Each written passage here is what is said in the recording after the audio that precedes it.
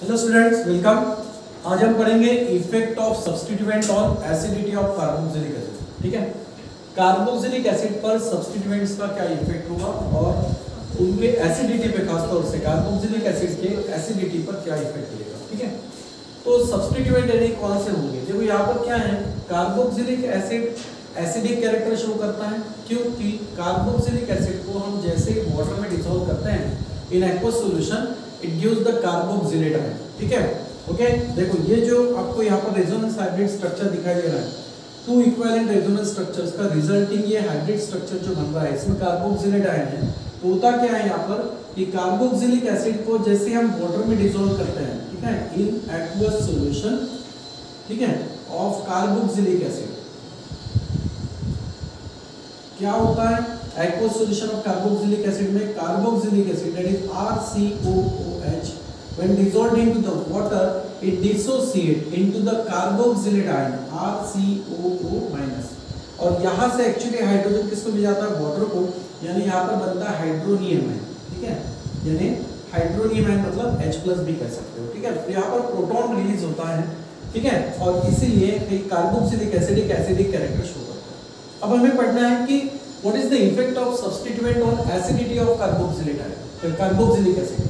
तो देखो carboxylic acid की एसिडिटी एक्चुअली डिपेंड करती है stability of this carboxylate ion. ये कार्बोक्सिलेट आयन कितना स्टेबलाइज हो रहा है, इस पर कार्बोक्सिलिक एसिड की एसिडिटी डिपेंड करती है। जितना ज्यादा ये कार्बोक्सिलेट आयन स्टेबलाइज होगा उतना वो कार्बोक्सिलिक एसिड मोर एसिडिक रहेगा, ऐसे हम कहेंगे। ठीक है, अब इसको स्टेबलाइज कौन करेगा कार्बोक्सिलेट आयन को, जो इसमें सब्स्टिट्यूएंट जो प्रेजेंट होगा वो सब्स्टिट्यूएंट डिपेंड करेगा कि कार्बोक्सिलेट यहाँ पर कितना स्टेबलाइज हो रहा है या कितना कम स्टेबलाइज हो रहा है। ठीक है, सो सब्स्टिट्यूएंट कौन से हो सकते हैं, एक तो इलेक्ट्रॉन रिलीजिंग ग्रुप या इलेक्ट्रॉन डोनेटिंग ग्रुप कहेंगे। ठीक है, जिसमें अल्कीन, हाइड्रोक्सिल या NH2 अमाइन ग्रुप हो सकता है। दूसरा है इलेक्ट्रॉन विड्रॉइंग ग्रुप, जो इलेक्ट्रॉन्स को विड्रॉल करेगा। ठीक है, इलेक्ट्रॉन एक्सेप्ट करेगा। ऐसे इलेक्ट्रॉन विड्रॉइंग ग्रुप मतलब हैलोजन हो सकता है, साइनाइड हो सकता है या फिर अल्डेहाइड ग्रुप हो सकता है। ठीक है, अब इनका इफेक्ट क्या होता है, इलेक्ट्रॉन रिलीजिंग ग्रुप जो है या इलेक्ट्रॉन डोनेटिंग ग्रुप जो है ये यहाँ पर प्लस आई इफेक्ट शो करते हैं, जबकि इलेक्ट्रॉन विड्रॉइंग ग्रुप ये माइनस आई इफेक्ट शो करता है।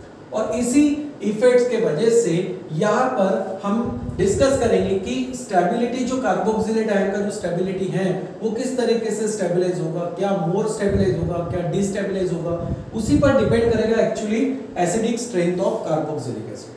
ठीक है, समझ में आ रहा है। अब कार्बोक्सिलिक एसिड की एसिडिक स्ट्रेंथ, ठीक है, तो वो हम एक्चुअली मेजर करते हैं या एक्सप्रेस करते हैं pKa यूनिट।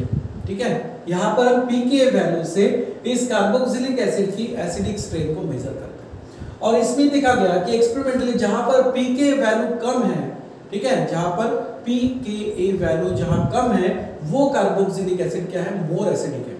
इसका मतलब वहां पर कार्बोक्सिलेट आयन ये ज्यादा से ज्यादा स्टेबलाइज होता होगा। ठीक है, तो pK वैल्यू जितनी कम होगी उतना वो कार्बोक्सिलिक एसिड क्या होगा, मोर स्टेबल होगा। ठीक है, समझ में आ रहा है। तो ये pK वैल्यू कहां से मिलेगा, एक्चुअली ये मिलेगा आपको डिसोसिएशन से। ठीक है, कार्बोक्सिलिक एसिड को जब हम वाटर में डिसॉल्व करते हैं तो उसका डिसोसिएशन होकर यहाँ पर कैटायन और एनायन का एक इक्विलिब्रियम स्टेट बन जाता है विद अनडिसोसिएटेड कार्बोक्सिलिक एसिड। ठीक है, यहाँ पर एक इक्विलिब्रियम एस्टैब्लिश हो जाता है। ओके, समझ में आ रहा है। तो इस रिएक्शंस को हम इस तरीके से बताएंगे, एक इस तरीके से यहाँ पर इक्विलिब्रियम एस्टैब्लिश हो जाएगा। समझ में आ रहा है। तो carboxylic acid when dissolved into water form the equilibrium, ठीक है, and this equilibrium gives the pK value. सबसे पहले तो यहाँ पर आपको K मिलेगा, डिसोसिएशन कांस्टेंट ऑफ एसिड मिलेगा। ठीक है, अब यहाँ पे अगर हम law of mass action apply करते हैं तो यहाँ पर dissociation constant of acid equals to क्या मिल जाता है, रेशियो होता है actually, ratio of concentration of product to the concentration of undissociated part या reactant। अब जैसे कि यहाँ पर concentration हम स्क्वायर ब्रैकेट्स में दिखाएंगे एसिटेट आयन का, सॉरी कार्बोक्सिलेट आयन का, secondly concentration of this hydronium ion and divided by concentration of this reactant, ठीक है, that is RCOOH। ठीक है, समझ में आ रहा है, इनटू कॉन्सेंट्रेशन ऑफ वाटर, लेकिन वाटर का कॉन्सेंट्रेशन कांस्टेंट ही होता है, तो वाटर का कॉन्सेंट्रेशन कांस्टेंट और ये डिसोसिएशन कांस्टेंट, मान लो कि इसको मैं इस तरह से लिखता हूं H2O। ठीक है, लिख दिया, डिसोसिएशन कांस्टेंट लिखा, ये इस तरीके से मिला। अब यहाँ पर क्या है कि हमने इसका एक्वस सॉल्यूशन बनाया, इसका मतलब इस सॉल्यूशन में वाटर एक्सेस ऑफ अमाउंट में होता है, तो एक्सेस ऑफ अमाउंट में होने की वजह से वाटर का कॉन्सेंट्रेशन क्या होता है, ऑलमोस्ट कांस्टेंट, ठीक है। तो इसको हम इस तरह से लिख सकते हैं कि dissociation constant is equals to carboxylate ion, concentration of this carboxylate ion into concentration of hydronium ion divided by concentration of undissociated carboxylic acid, ठीक है, समझ में आ रहा है। अब यहाँ पर वाटर का इक्वल कॉन्सेंट्रेशन जो है ये ऑलमोस्ट क्या होता है, कांस्टेंट, ठीक है। एक्वस सॉल्यूशंस में वाटर अगर एक्सेस ऑफ अमाउंट में है, ठीक है, तो एक्वस सॉल्यूशन में वाटर का कॉन्सेंट्रेशन ऑलमोस्ट कांस्टेंट ही होता है, तो इसको अपन K डैश से शो कर सकते हैं। अब ये K डैश अगर इस तरफ मल्टीप्लाई करेंगे तो क्या मिलेगा यहाँ पर, K dash that equals to concentration of this acetate ion into concentration of hydronium ion divided by concentration of undissociated carboxylic acid, ठीक है। इक्विलिब्रियम यहाँ पर बनता है, कुछ पार्ट्स कार्बोक्सिलिक एसिड का डिसोसिएट होकर कार्बोक्सिलेट आयन का फॉर्मेशन करेगा और कुछ पार्ट उसमें अनडिसोसिएटेड रहेगा, ठीक है, जो कि डिसोसिएट नहीं हुआ, तो उसका कॉन्सेंट्रेशन हमें लेना है, ठीक है। अब ये जो K डैश है, इस प्रोडक्ट को कांस्टेंट के प्रोडक्ट्स को ही हम डिसोसिएशन कांस्टेंट ऑफ एसिड कहते हैं। So dissociation constant of acid equals to concentration of this carboxylate ion into concentration of hydronium ion divided by concentration of this undissociated carboxylic acid. Okay? अब इस K से pK की value निकाली जाती है, तो pK यानी क्या होता है, this is the negative log to the base 10 of, ठीक है, log to the base 10 of K। K की जो वैल्यू होगी उसका नेगेटिव लॉगरिथम अगर लेते हैं तो हमें pK की वैल्यू पता चलती है, और जितनी यहाँ पर pK की वैल्यू कम होगी, ठीक है, लोअर, ठीक है, लोअर वैल्यू ऑफ pKa, ठीक है, lower values of pKa gives या shows the more acidic character of carboxylic acid, shows the more acidic character of carboxylic acid. जितना यहाँ पर pK की वैल्यू कम होगी, ठीक है, lower the value of pK shows more acidic character of carboxylic acid. Carboxylic acid का ये ज्यादा से ज्यादा एसिडिक कैरेक्टर शो करेगा या एसिडिक स्ट्रेंथ वहां पर ज्यादा होगा। pK की वैल्यू क्या होनी चाहिए, कम होनी चाहिए। डिसोसिएशन कांस्टेंट ऑफ एसिड की वैल्यू ज्यादा होगी, K की वैल्यू ज्यादा होनी चाहिए, बट pK की वैल्यू कम होनी चाहिए, ठीक है। So now today we express the acidity of carboxylic acid in pK unit than K। K से बेटर हम pK में उसका एसिडिक स्ट्रेंथ मेजर करते हैं, ठीक है। तो यहाँ पर जो एग्जांपल्स दिए हुए हैं, जैसे कि फॉर्मिक एसिड है, एसिडिक एसिड है, ठीक है, मोनोक्लोरो एसिडिक एसिड है, डाइक्लोरो एसिडिक एसिड या ट्राइक्लोरो एसिडिक एसिड, तो इनकी जो pK वैल्यू है, इसमें सबसे कम pK वैल्यू किसका मिल रहा है, ट्राइक्लोरो एसिडिक एसिड का मिल रहा है, ओके, तो वो मोर एसिडिक होगा। अब एसिडिक स्ट्रेंथ जो है, ठीक है, acidic strength of carboxylic acid, acidic strength of carboxylic acid, ठीक है, carboxylic acid is depend on, ठीक है, is depend on stabilization of carboxylate ion, ठीक है, is depend on stabilization of carboxylate ion. कितना कार्बोक्सिलेट आयन यहाँ पर stabilise हो रहा है उस पर डिपेंड करेगा कि वो कार्बोक्सिलिक एसिड कितना वो एसिडिक रहेगा, ठीक है। So is depend on stabilization of carboxylate ion, okay. अब यहाँ पर दो फैक्ट होंगे, एक जो सब्स्टिट्यूएंट ग्रुप अटैच हो रहे हैं वो हो सकता है इलेक्ट्रॉन रिलीजिंग ग्रुप हो या इलेक्ट्रॉन विड्रॉइंग ग्रुप हो, तो इसमें से इनका इफेक्ट क्या होगा, ठीक है। अगर वहां पर suppose if the electron releasing group, ठीक है, if the electron releasing group present in carboxylic acid, ठीक है, अगर ये कार्बोक्सिलिक एसिड में प्रेजेंट है, ठीक है, प्रेजेंट इन कार्बोक्सिलिक एसिड, तो क्या होगा, electron releasing group present in carboxylic acid, then it, ये क्या करेगा, इलेक्ट्रॉन रिलीजिंग ग्रुप क्या करेगा, कार्बोक्सिलेट आयन पे एक्चुअली नेगेटिव चार्ज है, ठीक है। जैसे कि फॉर एग्जांपल हम ले लेते हैं एसिडिक एसिड CH3COOH, ठीक है, तो इसको अपन इस तरीके से बता सकते हैं COOH, ओके। अब यहाँ पर सोचो कि इसका अगर हाइड्रोजन यहाँ से रिमूव हो रहा है, ये एसिडिक कैरेक्टर शो कर रहा है, तो कार्बोक्सिलिक एसिड में कार्बोक्सिलेट आयन पर जो नेगेटिव चार्ज है, ओके, यहाँ से जैसे हाइड्रोजन आयनाइज हो जाएगा, सपोज इस तरीके से हम लिखते हैं कि ये हुआ C double bond O and then it is negative charge oxygen. अगर इसका रेजोनेंस हाइब्रिड स्ट्रक्चर बनाते तो कुछ इस तरह से बनेगा, ठीक है, इस तरीके से बनेगा, अब सोचो कि इस कार्बोक्सिलेट आयन पर जो नेगेटिव चार्ज है वो इस ग्रुप के वजह से क्या होगा, कम होगा या यहाँ पर इलेक्ट्रॉन डेंसिटी बढ़ेगी। तो अगर इलेक्ट्रॉन रिलीजिंग ग्रुप प्रेजेंट है, इलेक्ट्रॉन डोनेटिंग ग्रुप अगर कार्बोक्सिलिक एसिड में प्रेजेंट है, जैसे कि इलेक्ट्रॉन डोनेटिंग ग्रुप क्या हुआ, मिथाइल ग्रुप, तो क्या करेगा मिथाइल यहां से इलेक्ट्रॉन पेयर क्या करेगा, कार्बन की तरफ पुश करेगा, ठीक है। और इसका इफेक्ट एक्चुअली कहां तक होगा, this effect is transmitted to hydroxyl group. यहां पर क्या था, पहले हाइड्रोक्सिल ग्रुप था कार्बोक्सिलिक एसिड में, ठीक है। यहां पर क्या होगा, ऑक्सीजन हाइड्रोजन के साथ बॉन्डेड होता है, ठीक है। तो यहाँ पर क्या होगा कि जैसे alkyl group electron releasing group present है तो वो इलेक्ट्रॉन को रिपेल करेगा कार्बन की तरफ और ये एक्चुअली इफेक्ट इस हाइड्रोक्सिल ग्रुप तक पहुंचेगा, ठीक है। इसका मतलब कि इस कार्बोक्सिलेट आयन की इलेक्ट्रॉन डेंसिटी बढ़ रही है, नेगेटिव चार्ज बढ़ रहा है क्योंकि उस तरफ इलेक्ट्रॉन पुश हो रहे हैं, ठीक है। So when the electron releasing और donating group present in the carboxylic acid then it increases, ये क्या करेगा, ये ग्रुप इंक्रीज करेगा, then it increasing the electron density, ठीक है, it increasing electron density on carboxylate ion, ठीक है, on carboxylate ion. Carboxylate ion की इलेक्ट्रॉन डेंसिटी क्या करेगा, बढ़ाएगा। और इलेक्ट्रॉन डेंसिटी अगर बढ़ती है तो इसका स्टेबलाइजेशन क्या हो जाएगा, कम हो जाएगा, ठीक है। स्टेबलाइजेशन जो है कम, स्टेबलाइज कब होगा, जब इसका नेगेटिव चार्ज जो है ये कम होते जाएगा तब ये स्टेबलाइज होगा। लेकिन इलेक्ट्रॉन रिलीजिंग है, इलेक्ट्रॉन डोनेटिंग ग्रुप क्या कर रहा है, उस कार्बोक्सिलेट आयन की इलेक्ट्रॉन डेंसिटी को बढ़ा रहा है। So that increasing the electron density on carboxylate ion and hence the acidity, ठीक है, and hence the acidity of carboxylic acid is decreases. यहाँ पर एसिडिटी क्या होगी, डिक्रीज होगी, एसिडिक स्ट्रेंथ डिक्रीज होगी। सो हेंस एसिडिटी डिक्रीजेस, ठीक है, हेंस एसिडिटी डिक्रीजेस। यहाँ पर एसिडिटी क्या होगी, डिक्रीज होगी। मतलब इलेक्ट्रॉन रिलीजिंग ग्रुप ये कार्बोक्सिलेट आयन की इलेक्ट्रॉन डेंसिटी को क्या करते हैं, बढ़ाते हैं। मतलब यहाँ पर कौन सा इफेक्ट शो होता है, प्लस आई इफेक्ट शो होता है, ठीक है, यहाँ पर प्लस आई इफेक्ट शो होता है। So due to this plus in the positive inductive effect the density on carboxylate ion increases and that's why it get destabilized and that's why acidic strength also decreases और acidity decreases. तो electron releasing group के बारे में ये हुआ। अगर यही हम इलेक्ट्रॉन विड्रॉइंग ग्रुप के बारे में देखते हैं, ठीक है। सो electron withdrawing group in case of क्या होता है, इलेक्ट्रॉन विड्रॉइंग ग्रुप में, in case of electron withdrawing group, ठीक है, इलेक्ट्रॉन विड्रॉइंग ग्रुप ये क्या करेगा, इलेक्ट्रॉन्स को विड्रॉल करेगा।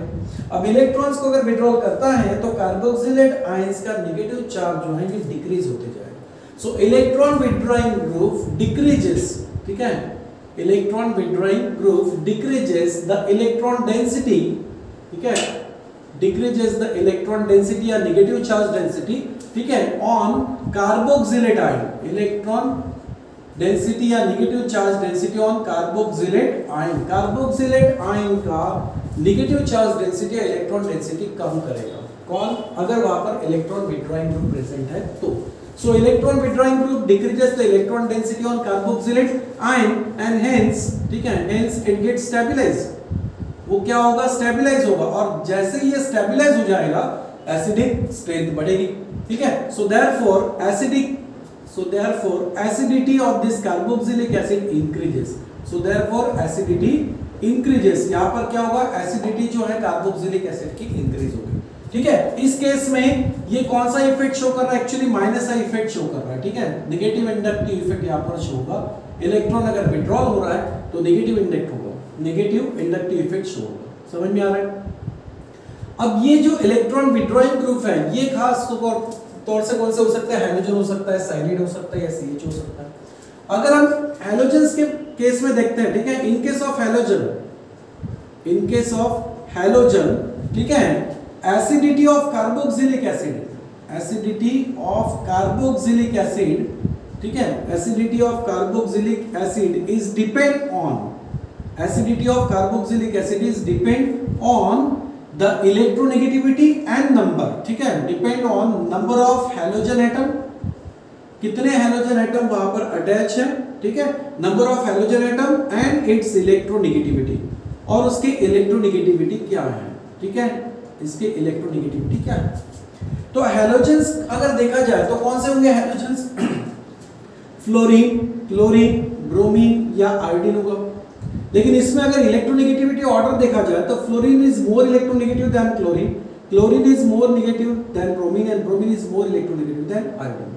तो एक तो इनका इलेक्ट्रोनेगेटिविटी ऑर्डर, ठीक है, इलेक्ट्रोनेगेटिविटी ऑर्डर जो है ये डिसाइड करेगा acidic strength of carboxylic acid. So electronegativity order ये एक बात है। और दूसरा ये है कि कार्बोक्सिलिक एसिड में हाइड्रोजन्स के कितने नंबर ऑफ एटम्स प्रेजेंट है, ठीक है, समझ में आ रहा है। तो देखो यहाँ पर जैसे कि थर्ड, फोर्थ और फिफ्थ एग्जांपल ले लेते हैं। तो पहला जो है वो मोनोक्लोरो एसिडिक एसिड है, ठीक है। सो मोनोक्लोरो एसिडिक एसिड, इसके अगर एसिडिटी देखा जाए तो ये क्या होगा, लेस एसिडिक होगा देन डाइक्लोरो, और डाइक्लोरो एसिडिक एसिड ये लेस एसिडिक होगा देन ट्राइक्लोरो, ठीक है। तो यहाँ पर इलेक्ट्रोनेगेटिविटी ऑर्डर से अगर इफेक्ट एसिडिक स्ट्रेंथ अगर मेजर किया जाए तो monochloro acidic acid is less acidic then dichloro acidic acid which is less acidic then trichloro acidic acid. तो ये तो नंबर ऑफ हैलोजन एटम पर डिपेंड करता है, ठीक है। दूसरा मैंने कहा है इलेक्ट्रोनेगेटिविटी पर भी डिपेंड करेगा। अगर यही हम फ्लोरीन के कंपाउंड्स लेते तो यहाँ पर हम बोल सकते थे कि जैसे कि monochloro acidic acid is higher acidic than monochloro acetic acid, ठीक है, is greater acidic than bromo acidic acid, ठीक है। और एक लास्टली होगा आयोडो एसिडिक एसिड। तो यहाँ पर फ्लोरो एसिडिक एसिड जो है, मोनोफ्लोरो एसिडिक एसिड जो है ये मोर एसिडिक होगा than this one, than this three. Why? Because fluorine is more electronegative. तो फ्लोरीन मोर इलेक्ट्रोनेगेटिव है, इसका मतलब वो ज्यादा से ज्यादा इलेक्ट्रॉन्स को अपनी तरफ खींचेगा, इससे कार्बोक्सिलेट आयन क्या होगा, स्टेबलाइज होगा। या इलेक्ट्रॉन रिपेलिंग वाला पार्ट था। लेकिन अगर हम यहाँ पर क्लोरीन कोई भी एग्जांपल, जैसे कि एक एग्जांपल ले लेते हैं CH3 CH2 COO और ये H, हो गया। तो यहाँ पर क्या करेंगे, इसका रेजोनेंस स्ट्रक्चर बनाएंगे, ठीक है, जिसको अपन ऑक्सिलेट आयन कहते हैं। और इस ऑक्सिलेट आयन पर रिजल्टेंट नेगेटिव चार्ज आएगा। अब ये क्लोरीन क्या करेगा, हैलोजन है तो इलेक्ट्रॉन्स को विड्रॉल करेगा, और ये इलेक्ट्रॉन विड्रॉइंग जो इफेक्ट है ये किसको मिले, ट्रांसमिटेड होगा कार्बोक्सिलेट आयन को। तो जिसके वजह से इसका नेगेटिव चार्ज जो है या इलेक्ट्रॉन डेंसिटी है वो इस तरफ इलेक्ट्रॉन शिफ्ट होने से कम होते जाएगी, और जितना ये इलेक्ट्रिक नेगेटिव चार्ज कम होगा उतना ही कार्बोक्सिलेट आयन क्या होगा, स्टेबलाइज होगा। और कार्बोक्सिलेट आयन अगर स्टेबलाइज होता है तो एसिडिक स्ट्रेंथ भी कार्बोक्सिलिक एसिड की बढ़ती है, ठीक है। तो ये इस तरह से डिसाइड होता है। तो हैलोजेंस के केस में किस तरीके से एसिडिक कार्बोक्सिलिक एसिड के एसिडिटी पर इफेक्ट होता है, ठीक है, ये हमने देखा। दूसरा, एक पीके वैल्यू से भी डिसाइड हो जाता है, जितनी पीके की वैल्यू कम होगी उतना कार्बोक्सिलिक एसिड जो है ये मोर एसिडिक होगा, ठीक है, समझ में आ रहा है। अब ये जो एग्जांपल्स दिए हुए हैं इसमें फॉर्मिक एसिड और एसिटिक एसिड इन दोनों को अगर कंपेयर करते हैं तो यहाँ पर फॉर्मिक एसिड आपको मोर एसिडिक दिखाई दे रहा है देन एसिटिक एसिड। ऐसा क्यों है? क्योंकि एसिटिक एसिड में आपको CH3 ग्रुप दिखाई दे रहा है, अल्किल ग्रुप है, और अल्किल ग्रुप ये इलेक्ट्रॉन रिलीजिंग ग्रुप होता है, इलेक्ट्रॉन्स को रिपेल करता है।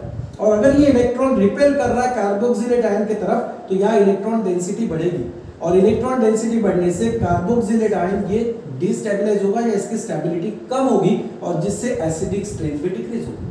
लेकिन फॉर्मिक एसिड में ऐसा कोई अल्किल ग्रुप प्रेजेंट नहीं है, यानी यहाँ पर इलेक्ट्रॉन रिलीजिंग ग्रुप नहीं है, जिसके वजह से यहाँ पर इसका डिस्टेबलाइजेशन नहीं होगा, ठीक है, समझ में आ रहा है। तो उसके वजह से फॉर्मिक एसिड ये इससे कम एसिडिक एसिड वीक एसिडिक होगा, उससे कम वीक एसिड मोनोक्लोरो हो सकता है, उससे कम डाइक्लोरो, सॉरी सीक्वेंस क्या होगा, यहाँ पर इंक्रीज हो रहा है एसिडिक। फॉर्मिक एसिड से यहाँ पर एसिडिक पीके वैल्यू जितनी कम होगी उतना ये मोर एसिडिक होगा।